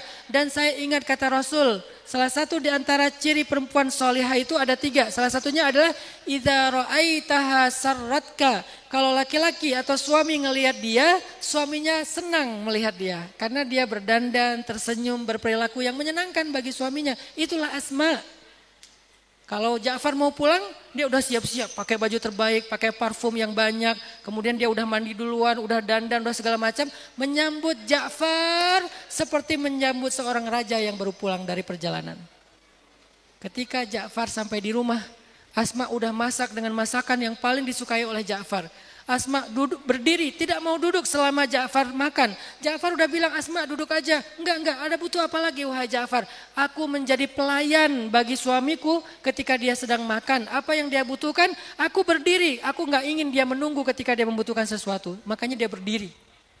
Kalau suami butuh sesuatu, dia langsung pergi ngambil. Enggak mau suaminya menunggu lebih lama. Setelah suamiku makan, wahai Fatimah, aku merebus air untuk suamiku mandi dengan air hangat. Aku membasuh tubuhnya dengan handuk yang dilap dengan air hangat. Setelah dia selesai semuanya, aku ambil sapu lidi kurma di dapur. Aku berikan kepada Ja'far, kepada suamiku. Aku katakan, wahai Ja'far, wahai suamiku, kalau hari ini masih ada di antara hakmu yang belum aku penuhi, masih ada khidmatku yang masih kurang, pukullah aku dengan sapu lidi ini wahai Ja'far, sehingga Allah mengampuni dosa-dosaku. Ja'far tidak pernah memukul Asma, justru Ja'far memeluk Asma dengan penuh cinta. Barulah Fatimah ngerti kenapa itu ada sapu lidi tergantung di dinding rumah mereka. Ternyata fungsinya bukan untuk bersih-bersih, tapi untuk membersihkan dosa Asma kalau dia ngerasa ada yang kurang dalam khidmatnya kepada suami. Baru Fatimah sadar, oh saya belum begini kepada Ali bin Abi Thalib. Pulang dari sana, Fatimah gantung sapu lidi di dinding. Pas Ali pulang, Fatimah itu buat apa? Wahai Ali, kalau ada yang kurang dari aku, pukul aku pakai sapu lidi ini. Ali terharu, wahai Fatimah, Masya Allah. Makin dipeluk sama Ali dan Ali makin cinta sama Fatimah. Maka dengan begitu sempurnalah Fatimah menjadi wanita terbaik hanya 4 di muka bumi. Belajarnya dari siapa? Selain dari ayahnya Rasulullah juga belajar dari sahabatnya atau temannya yang bernama Asma bintu Umais yang kelak akan jadi istri dari suaminya juga yaitu istrinya Ali bin Abi Thalib. Apa pelajarannya di sini? Ternyata yang membentuk Fatimah bukan cuma taklim bersama Nabi, tapi juga pertemanan dengan Asma bintu Umais. Itu pentingnya berteman, itu pentingnya punya circle, itu pentingnya menjaga dan merawat pertemanan yang baik. Ibu-ibu kalau punya teman yang gak suka gosip, insya Allah kita akan bisa menjaga lisan. Tapi kalau teman baru ngumpul, baru ketemu udah langsung, tahu nggak? Itu kita akan terpancing. Begitu udah dibuka dengan password, tahu nggak, itu udah panjang tuh ceritanya tuh. Nanti dilanjutkan dengan, masa sih nggak nyangka ya, makin panjang lagi tuh. Maka carilah teman yang bisa menjaga ketaatan kita kepada Allah Subhanahu wa taala seperti kisah-kisah yang tadi saya sampaikan. Mudah-mudahan kita bisa punya circle positif. 1, teman yang sefrekuensi. Yang kedua, mursyid, guru yang bisa membimbing kita bukan hanya tentang ilmu tetapi juga tentang hidup. Carilah guru seperti itu, carilah teman seperti itu, rawat mereka, berbuat baik kepada mereka, ambil hati mereka, jadikan kita itu kesayangan mereka, diingat oleh mereka, dekat dengan mereka dan itu harus berkorban. Jangan pengen dekat dengan guru tapi kita nggak pernah berkorban apa-apa. Pengen dekat dengan guru tapi kita tidak berusaha berkhidmat kepadanya, nggak akan dekat. Harus mulazamah seperti Abdullah ibnu Mas'ud. Setiap Nabi keluar rumah, maka Abdullah yang meletakkan sendalnya di pintu rumah. Ketika Nabi berjalan, Abdullah yang memegang tongkat Nabi dan membawa siwaknya Nabi. Siwaknya Nabi aja dibawa sama Abdullah ibnu Mas'ud. Ketika Nabi berwudu, maka Abdullah yang menuangkan air untuk Nabi berwudu. Apapun Abdullah khidmat, akhirnya jadilah Abdullah seorang muslim yang taat dan ahli Al-Quran. Khidmat sama mursyid, khidmat sama guru, cari mursyid dan juga teman. Suhbah solehah dan mursyid dalam riyadhah kehidupan kita sehari-hari. Saya kira demikian makna dari judul tentang merawat pertemanan ini. Semoga ini bisa menjadi sebuah life hacks, cara hidup yang bisa kita terapkan dalam kehidupan kita sehari-hari. Barakallahu fikum, wallahul muwafiq ila aqwamit thoriq. Wassalamualaikum warahmatullahi wabarakatuh.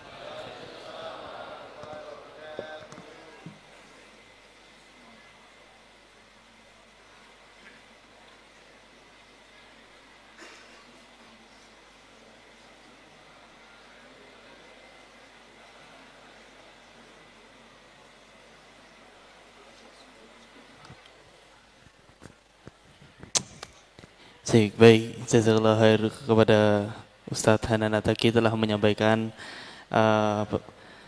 ilmu dan juga nasihatnya kepada kita semuanya. Dan setelah ini kita buka sesi tanya jawab, tetapi karena waktu yang terbatas kami hanya berikan kesempatan 1 atau 2 pertanyaan saja kepada ikhwan dan juga akhwat.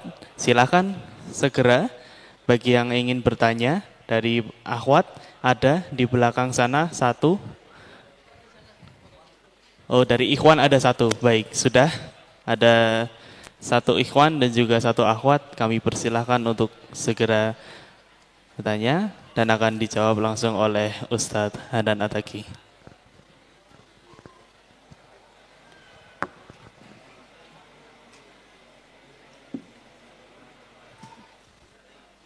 Tolong mic-nya dinyalakan, Mas Operator. Bismillahirrahmanirrahim. Assalamualaikum warahmatullahi wabarakatuh.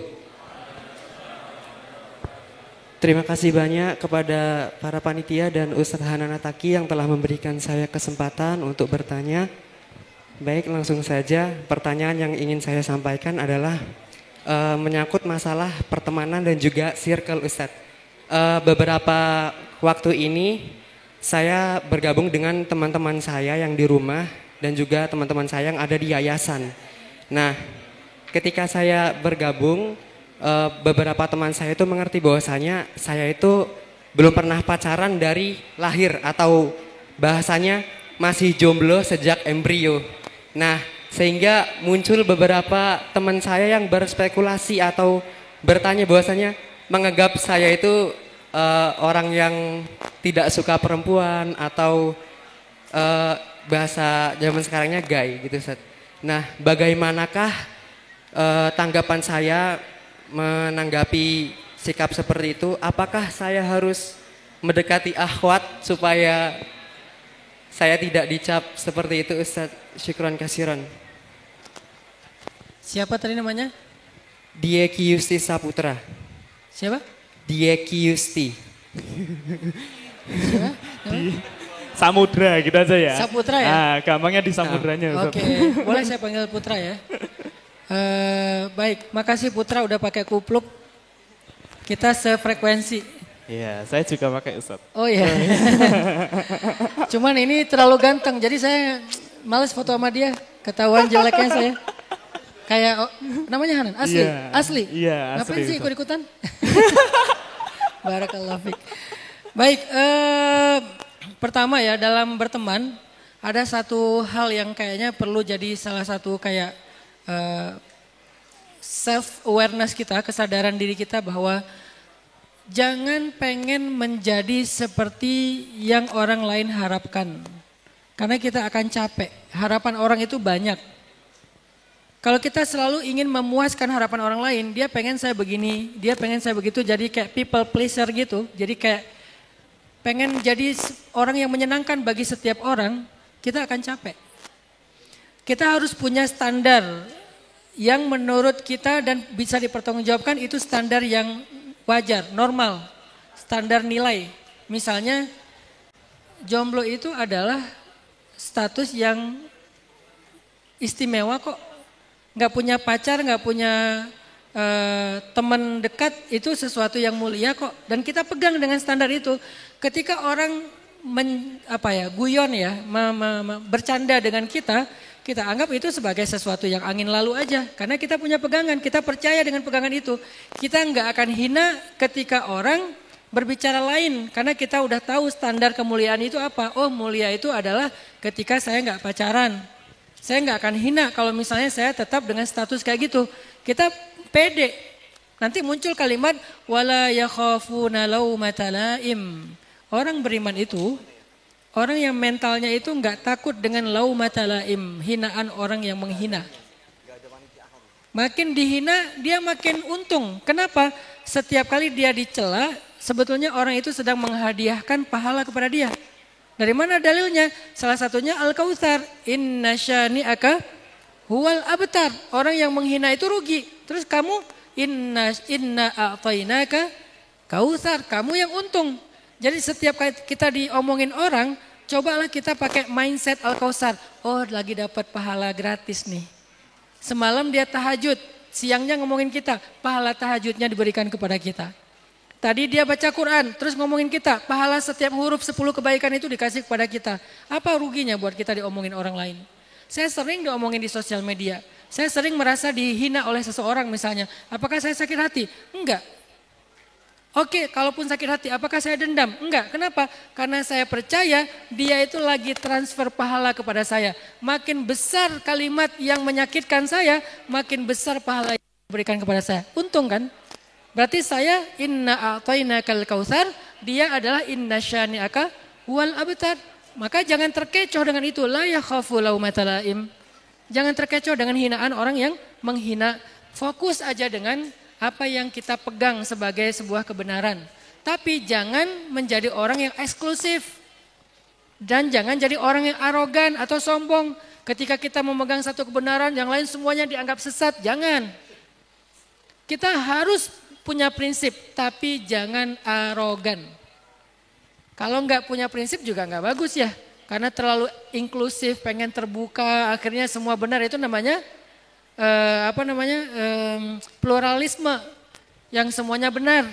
Kebenaran itu yang kita yakini, tapi orang lain kita hargai dengan pendapat mereka. Maka tetaplah punya prinsip, tapi jangan arogan. Sehingga kita menjadi orang yang rahmatan lil alamin. Dengan teman kita, akhirnya kita yang menginfluence mereka.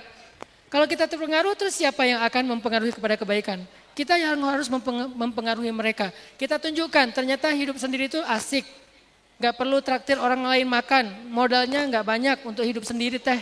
Akhirnya orang lain oh seru juga ya hidup sendiri. Mulai terinfluence oleh kita. Jadi gitu putra. La yakhafu laumata laim. Gak usah khawatir dengan omongan orang yang membicarakan kita. Fokus aja dengan nilai kebenaran yang putra yakini. Barakallah. Baik, begitu ya Mas ya. Sudah terjawab? Masya Allah. Terima kasih. Dan juga untuk pertanyaan yang akhwat tadi bisa beri kode? Ya di bagian situ Mas. Ya silahkan tembus barisannya. Mic-nya diestafetkan aja. Diestafetkan aja yang bagian akhwat. Ye. Baik. Nah itu Mas yang paling belakang itu. Nah bisa minta tolong buat teman-teman yang akhwat bisa mengestafetkan mikrofonnya ke belakang. Kami persilakan untuk bertanya kepada satu akhwat. Sebelumnya terima kasih atas waktunya. Assalamualaikum warahmatullahi wabarakatuh. Waalaikumsalam warahmatullahi wabarakatuh. Perkenalkan, nama saya Dewi Lestari Ningsih. Saya salah satu anggota konselor remaja ISMI KMI. Ustadz, saya mau tanya, 2 bulan terakhir ini banyak sekali remaja yang melakukan konseling tentang masalah hati, khususnya percintaan. Nah, ketika saya melakukan konseling terhadap klien yang sedang mengalami masalah dengan pacarnya, sikap saya sebagai konselor itu bagaimana ya Ustadz? Apakah harus tetap memberi masukan agar hubungannya tetap langgeng atau bagaimana? Karena takutnya ketika saya kayak bilang putus aja gitu, terus nanti kliennya itu takutnya down dan mengakibatkan hal-hal yang tidak diinginkan terjadi. Bisa juga mental dia terkena. Namun jika saya mendukung padahal pacaran sendiri itu termasuk hina. Terima kasih Ustadz. Baik. Namanya siapa tadi? Dewi Lestari. Mbak Dewi. Ya, Mbak Dewi Lestari. Dewi, Mbak Dewi. Oke, makasih Mbak Dewi. Betul. Mbak Dewi ini ceritanya adalah seorang konselor. Dia itu sering jadi tempat curhatnya temannya. Berarti Mbak Dewi ini orang yang punya hati yang sangat lapang. Mampu menampung banyak masalah dan itu langka loh. Mbak Dewi ini istri, insya Allah akan jadi istri yang soleha ya. Karena kalau suaminya pulang kerja curhat, Mbak Dewi udah biasa menampung masalah. Jadi buat dia itu masalah adalah sebuah hobi. Jadi sehari-hari Mbak Dewi itu hobinya mencari masalah ya. Siapa yang punya masalah sini curhat sama saya. Jadi Mbak Dewi ini lagi sering dicurhatin teman. Salah satunya tentang masalah pacar. Saya di Bandung bikin satu program namanya Pojok Cerita sama Sharing Circle. Jadi ada sharing circle, ada pojok cerita. Itu tuh saya bikin di setiap taman kota. Ini kita lagi memulai sekarang, di setiap taman kota itu kita punya satu pojok cerita dan sharing circle di situ. Ada konselornya, bukan psikolog. Kalau psikolog mungkin terlalu berat ya, dan juga sedikit psikolog yang bisa mengakses ini karena kesibukan mereka, sehingga kita mengkader lebih banyak konselor. Jadi satu taman kota kan Bandung itu punya banyak sekali taman-taman kota tuh. Di setiap taman kota itu ada satu pojok cerita atau sharing circle. Sekarang kita juga pengen nerapin itu di taman masjid. Jadi setiap satu taman masjid ada satu pojok cerita dan sharing circle. Sehingga di pojok cerita sharing circle itu mereka kayak lagi FGD-an, lagi nongkrong, santai. Kalau di Bandung itu istilahnya botram, lagi makan bareng gitu ya. Sambil makan bareng, ngopi bareng, nyemil bareng, mereka kayak curhat. Dan ada konselornya yang mendengar curhatan itu. Mereka saling memberikan afirmasi positif. Mereka saling memberikan semacam semangat, menguatkan. Dan itulah fungsinya. Kadang kita nggak bisa menyelesaikan masalahnya. Kita hanya bisa menguatkan mentalnya ataupun perasaannya atau hatinya. sambil pelan-pelan kita mengarahkannya kepada solusi sesuai dengan syariat. Karena solusinya di sini cuma dua, menikah atau putus. Tapi kan nggak bisa sekaligus ya. Seperti kata Mbak Dewi tadi, kalau sekaligus takutnya nanti dia cari tower loncat. Takutnya dia bunuh diri, kena mental. Angka bunuh diri di Indonesia itu lagi tinggi sekarang. Per bulan Maret 2023, angka bunuh diri di Indonesia itu sudah lebih dari 500 kasus. 500 kasus dan sebagian besarnya adalah anak muda dengan mental health issue atau mental problem. Salah satu penyebab mental problemnya selain luka pengasuhan di rumah tangganya adalah masalah percintaan. Maka nggak bisa sekaligus sebagai konselor pasti Mbak Dewi ngerti banget tuh step-stepnya seperti apa. Diberikan dulu afirmasi positif, deep talk, diajak ngobrol lebih dalam, kemudian pelan-pelan digiring atau dibawa kepada hal yang lebih sesuai dengan syariat Allah, sesuai dengan Islam. Secara halus tidak dikatakan putusin aja, tetapi disemangati untuk kembali ke Allah. Itu yang saya lakukan. Misalnya Allah tempat curhat yang paling baik, Allah itu penjaga hati, nggak apa-apa kalau kita nggak bersama dia Allah akan jaga hati dia untuk kita. Titipkan dia kepada Allah, itu kan bahasa-bahasa halus, putusin aja ya. Cuman saya nggak mau berfatwa secara ekstrim, takutnya nggak semua orang siap. Jadi pelan-pelan digiring kepada Allah. Sebaik-baik ilmu konseling itu Mbak Dewi adalah ilmu tasawuf. Coba Mbak Dewi lebih banyak belajar buku-buku tasawuf dari Imam Al-Ghazali atau Ibnu Athaillah As-Sakandari dengan Al-Hikamnya, atau kitab-kitab tasawuf yang lainnya. Karena di dalam kitab tasawuf itu kita diajarkan tentang hal-hal yang sifatnya tazkiyatun nafs. Itu tuh tentang psikologi banget, mental issue banget itu. Jadi mental issue itu identik sekali dengan tasawuf kalau sekarang. Sehingga Mbak Dewi kayaknya perlu lebih banyak ngeriset dan mengeksplor ilmu tasawuf. Baik Ghazali ataupun mungkin Al-Hikam atau Ibnu Athaillah As-Sakandari dan seterusnya, sehingga dari ilmu tasawuf itu nanti insya Allah akan ketemu pola-pola yang tepat untuk menggiring dia menjadi lebih positif dari yang tadinya hubungan yang negatif. Saya kira demikian. Jadi tetaplah minimal menjadi pendengar yang baik, itu sudah menolong dia. Minimal menyemangati dia untuk jadikan trigger masalah dia itu untuk pulang ke Allah, untuk kembali ke Allah, untuk disugesti dan disemangatin, dimotivasi untuk ternyata yang nggak mengecewakan kita cuman Allah, Allah yang maha mendengar, Allah yang maha pengertian. Manusia emang kayak gitu, sering mengecewakan, manusia itu rentan, rapuh dan seterusnya. Bawa dia ke Allah, itu adalah tugas kita sebagai seorang konselor atau influencer. Gitu Mbak Dewi, barakallah.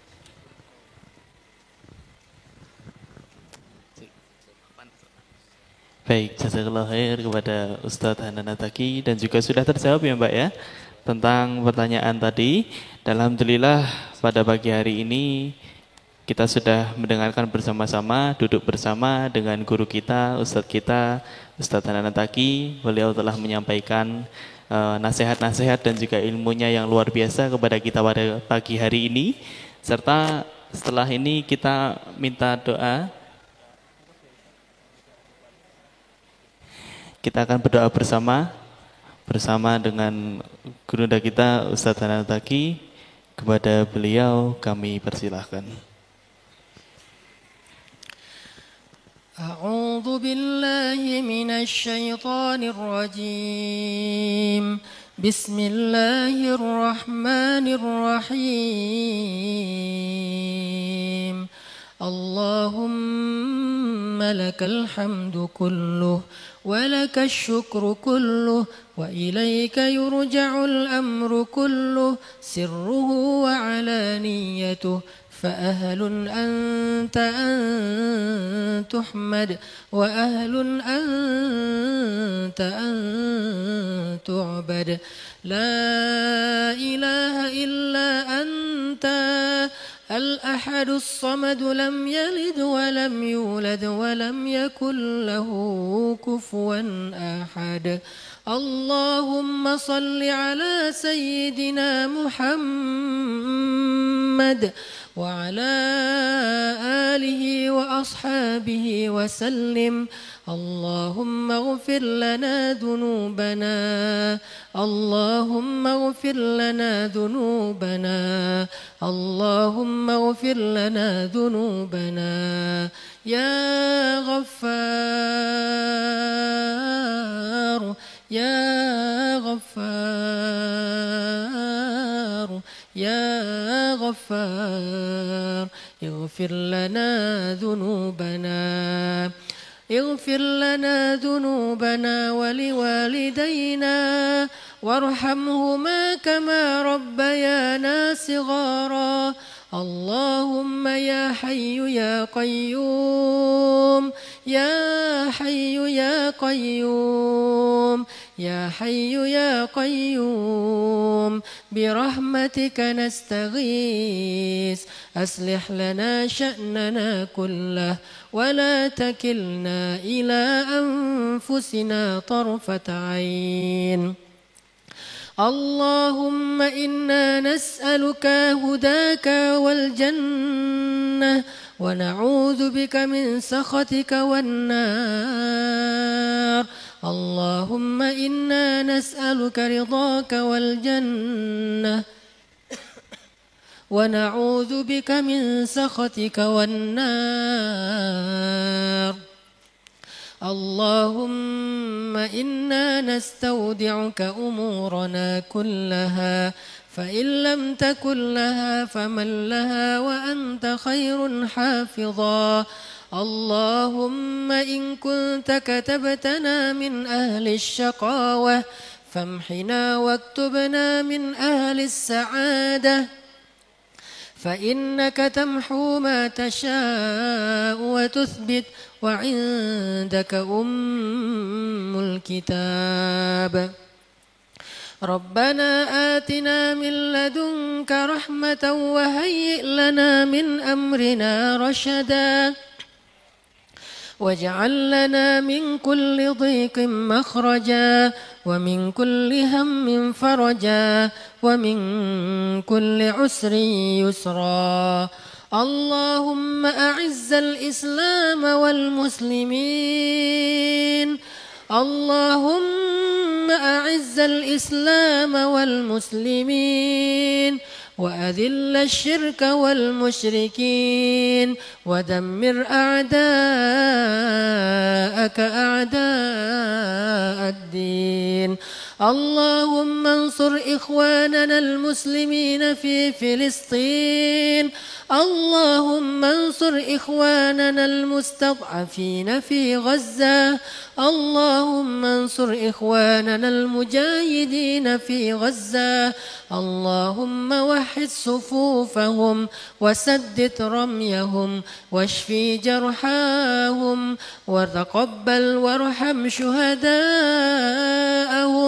اللهم ارحم أموات المسلمين، اللهم كن لهم ولا تكن عليهم، اللهم انصرهم فإنك خير الناصرين، اللهم افتح لهم فإنك خير الفاتحين. اللهم إنا نسألك أن تحرر المسجد الأقصى المبارك من أيدي الغاصبين، من أيدي اليهود والصهيونيين.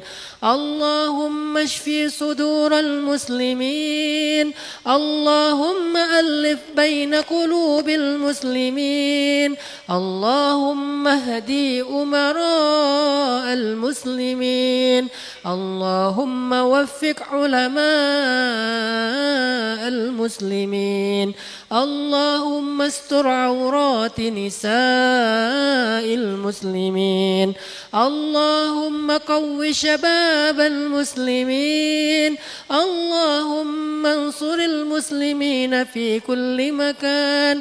اللهم ارزق بلدنا هذا إندونيسيا، اللهم ارزقنا رزقا حلالا طيبا مباركا. اللهم اللهم ارحم شعب إندونيسيا واجعل بلدنا هذا بلدا آمنا مباركا. اللهم وحد قلوب المسلمين في إندونيسيا. اللهم وحد صفوف المسلمين، صفوف شباب المسلمين في إندونيسيا. ربنا هب لنا من أزواجنا وذرياتنا قرة أعين واجعلنا للمتقين إماما. ربنا هب لنا من أزواجنا وذرياتنا قرة أعين واجعلنا للمتقين إماما. ربنا آتنا في الدنيا حسنة وفي الآخرة حسنة وقنا عذاب النار وأدخلنا الجنة مع الأبرار يا عزيز يا غفار يا رب العالمين. اللهم تقبل دعاءنا وقضي حاجاتنا ببركة صلواتنا لرسول الله وقراءتنا الفاتحة. أعوذ بالله من الشيطان الرجيم. بسم الله الرحمن الرحيم.